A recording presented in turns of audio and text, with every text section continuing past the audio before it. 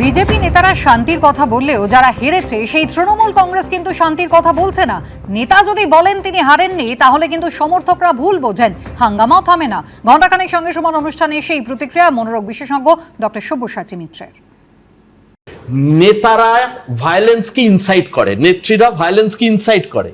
এক পক্ষ আপনারা বিজেপিরা যখন প্রত্যেকটা নেতা বলে আসছেন যে ভায়োলেন্স করবেন না, ভায়োলেন্স করবেন না, ভায়োলেন্স করবেন না, অন্যদিকের নেতা নেত্রীরা কিন্তু সেটা বলছেন না, এবং সেই কারণে এটা একটা পারসিভড উইকনেস হিসেবে অন্য দলে যারা হেরেছে সেই দলের যে মানে লোকজন আছে তাদের বুদ্ধি শুদ্ধি কতটা, অনেকেই তো আছে যারা, দেখুন একজন যদি নার্সিসিস্ট হয় দুপক্ষেরই এইটাকে ভায়োলেন্স যদি বন্ধ করতে হয় দুপক্ষের লিডারশিপকেই কামনেস আনতে হবে। দুটো দলের নেতার, আমি কেন কথাটা বললাম যে আজকে তৃণমূলের নেতাদেরও কিন্তু উচিত এই মেসেজটা দেওয়া, কারণ নেতা যদি বলে যে আমি হারিনি, এরকম অনেক গাধা আছে যারা কিন্তু সত্যিই ভাবছে নেত্রী এখনো আছে। এরকম লোকের অভাব নেই যারা ভাবছে সুপ্রিম কোর্টে গিয়ে নেত্রী আবার ওই, ভারতে তো হবে না, পৃথিবীতে কোথাও হয়নি, ট্রাম্প চেষ্টা করেও পারেনি, সুতরাং উনিও পারবেন না, এটা সবকিছু কনস্টিটিউশন। কিন্তু এই যে লোকগুলো যারা এখনো মনে প্রাণে ভাবছে তারা কিন্তু ট্রাম্পের অনুগামীরা ট্রাম্পের ওই কথায় বিশ্বাস করে ক্যাপিটাল ভেঙেছিল। সেটাই তো বলতে, আমি এক্স্যাক্টলি ওইটাকে এখানে কোল্যাটারাল হিসেবে টানছি।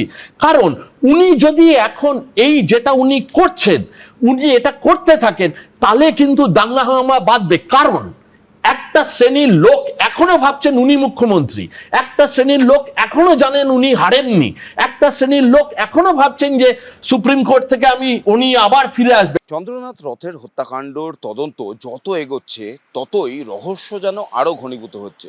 আমরা এই মুহূর্তে যেখানে রয়েছি, যেখানে আততায়ীরা তাদের একটি মোটর বাইক ফেলে দিয়ে গেছিল। আমার ঠিক পিছন দিকে মধ্যমগ্রাম থেকে রাস্তাটি আসছে, এটি যশোর রোড, এবং আমার সামনে এয়ারপোর্টের দিক। আমি যেখানে রয়েছি গৌরীপুর কালীবাড়ির কাছে, আর এইখানেই এই যে পাঁচিলে ঘেরা জায়গা, এর ভেতরেই মোটর বাইকটি ফেলে দিয়ে গেছিল দুষ্কৃতীরা। গতকাল সকালে এখানকার স্থানীয়রা যারা এখানে কাজ করেন তারা পাশে একটি চায়ের দোকান আছেন সেখানে এসেছিলেন এবং এসে দেখেন যে ঠিক এই জায়গাতেই সেই মোটর বাইকটি পড়েছিল, সুপার স্প্লেন্ডার সেই মোটর বাইক, যেটা পরবর্তীতে পুলিশ এসে এখান থেকে উদ্ধার করে। এবং উদ্ধার করার পর জানা যায় যে ওই নিসান মাইক্রা গাড়ি যেটি দিয়ে চন্দ্রনাথের গাড়ি আটকানো হয় এবং তারপর শুট আউট হয়, সেই নিসান মাইক্রা গাড়ি যেভাবে নম্বর প্লেট বদল করা, ইঞ্জিন নাম্বার চ্যাসিস নাম্বার মেটানো হয়েছিল, এইখান থেকে যে বাইকটি পাওয়া যায় সেটিরও একই নকল নম্বর প্লেট এবং ইঞ্জিন নাম্বার চ্যাসিস নাম্বার মিটিয়ে দেওয়া হয়েছিল। অর্থাৎ দুষ্কৃতীরা নিজেদের সমস্ত ট্রেস আগে থেকেই মিটিয়ে রেখেছিল কিভাবে এখানে হত্যাকাণ্ডটা চালানো হবে এবং সেই অপারেশন চালানোর পর তারা কিভাবে পালাবে। দুষ্কৃতীরা এটা জানতো যে এই গোটা এলাকা সিসি ক্যামেরায় মোড়া, তাই যে যানবাহন নিয়ে তারা যাবে সেই যানবাহন ট্রেস করা সম্ভব, সিসি ক্যামেরায় তাদের ধরা পড়ার সম্ভাবনা রয়েছে। সেই কারণে আগে ভাগে সেই নিসান মাইক্রা গাড়ি ঘটনাস্থলেই তারা ফেলে যায় এবং যে বাইকে করে ওই ঘটনাস্থল থেকে তারা চম্পট দেয় সেটিও এখানে একটি বাইক ফেলে দিয়ে যায় তারা, এবং অপর একটি বাইক বারাসাতের 11 নম্বর রেলগেটের কাছে তারা ফেলে দিয়ে যায়। ক্যামেরা দিব্যেন্দু সিংহের সঙ্গে ব্রতদীপ ভট্টাচার্য, এবিপি আনন্দ, উত্তর 24 পরগনা। এবিপি আনন্দ, এগিয়ে থাকে, এগিয়ে রাখে।